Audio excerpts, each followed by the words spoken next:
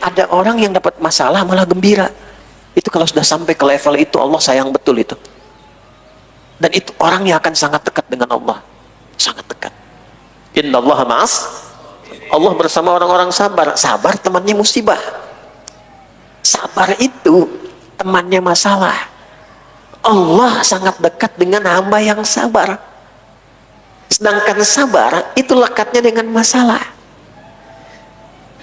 Pemahamannya bagaimana? Ketika Anda diuji oleh Allah dengan masalah dan menginginkan Anda sabar, artinya Anda sedang didekati oleh Allah.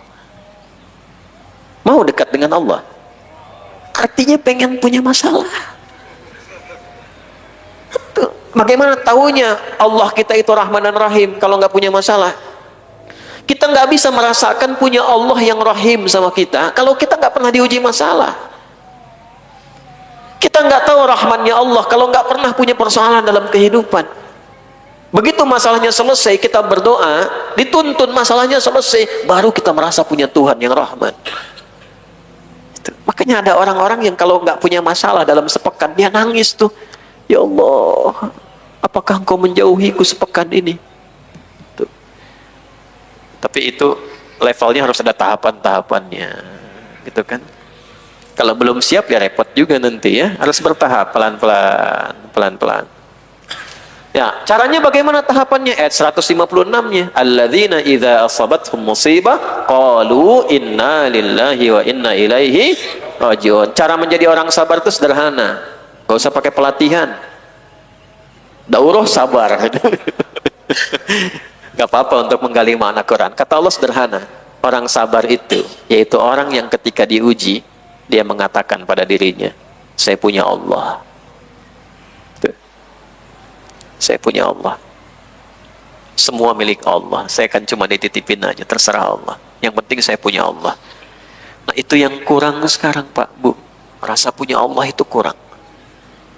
Kenapa orang maksiat? Karena merasa nggak dilihat Allah. Kenapa orang sering gelisah? Karena merasa kurang ada Allah yang menjaga dirinya itu. Nah kalau sudah seperti itu, ulaika alaihim salawatun min rabbihim. Orang-orang yang ketika diuji dan dia mengatakan saya punya Allah, dia terima itu dengan baik, dipuji oleh Allah. Ini hamba ini ketika aku uji, dia mengatakan aku punya Allah. Semua milik Allah. Wa rahmah, turunlah rahmat Allah kepadanya. Turunlah rahmat Allah kepadanya. Saat rahmat turun itulah wa ulaika humul muhtadun. Solusi menyertainya, selesai masalahnya. Nah, yang kedua, rahmat itu bisa berarti ampunan dari dosa.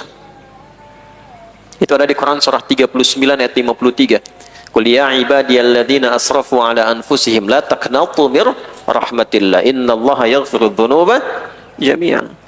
Katakan Muhammad SAW, viralkan pada hamba-hambaku, siapa yang menyimpulkan dirinya sudah berlumur dosa. Sebanyak apa dosanya, kata Allah. Aku ini Tuhan Rahman, Tuhan Rahim, yang punya sifat Rahman dan Rahim. Jangan menyimpulkan rahmatku terbatas untuk mengampunimu. Semua dosa yang kau simpulkan pernah kau kerjakan, kalau mau kembali kepadaku, aku ampuni dirimu. Bagaimana cara Allah mengampuninya? Diberikan rahmat dulu kepadanya, turun ampunan. Ya. Jadi yang pertama, solusi dari setiap persoalan. Yang kedua, ampunan dari dosa-dosa yang pernah dikerjakan. Yang ketiga, jawaban dari doa. Jawaban dari doa. Jadi kalau Allah sudah menginginkan seorang hamba cepat dikabulkan doanya, diberikan rahmat kepadanya. Semakin dapat rahmat, rahmat semakin banyak diberikan. Kadang baru terfikirkan, langsung Allah berikan. Nanti banyak kisahnya di Quran. Nabi Zakaria memohon rahmat, sholat, istrinya disembuhkan. Ya, Sayyidah Maryam alaihissalam disiapkan oleh ibunya, dididik oleh pamannya, dicita-citakan oleh ayahnya. Tiba-tiba baru terfikir, langsung datang semua kebutuhannya. Itu ada. Nah, tiga-tiganya, tiga itu jama atau tunggal? Jama, termasuk jama. Jama. Nah, tiga-tiganya dikumpulkan di satu tempat. Di tempat itu kalau kita memohon, satu dari tiga atau ketiganya, kalau benar cara memohonnya, diberikan oleh Allah. Tempat itulah masjid.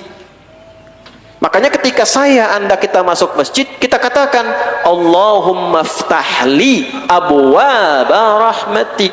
Abwab itu jamak dari kata bab. babun, satu, abwab, jama'. Mengapa abwab rahmatik, pintu-pintu rahmatmu? Karena yang kita minta itu beragam rahmat Allah, satu dari tiga atau ketiganya dari rahmatnya. Nanti Allah balik tanya, fulan, rahmat mana yang kamu inginkan? Apakah kamu merasa punya dosa ingin diampuni, punya harapan ingin dikabulkan, atau punya masalah ingin diselesaikan?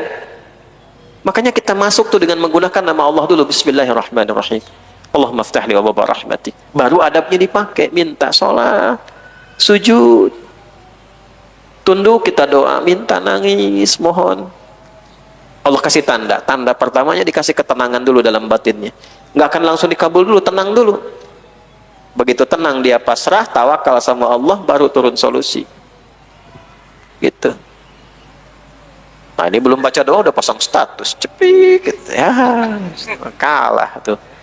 Nggak sah dokumentasi nggak apa-apa, ya. Tapi jangan mengalahkan upaya kita untuk menaati Allah. Kita selesaikan dulu ya. Nah ini yang dimaksud ajwad at-tafhima, pemahaman yang paling unggul, yang terbaik. Ajwad itu yang paling bagus, pemahaman yang paling bagus. Jadi ada guru yang memahamkan bagus, yang paling bagus bagaimana? Ngajarnya bagus, bisa memahamkan bagus, dan dengan pemahaman itu bisa mengamalkan.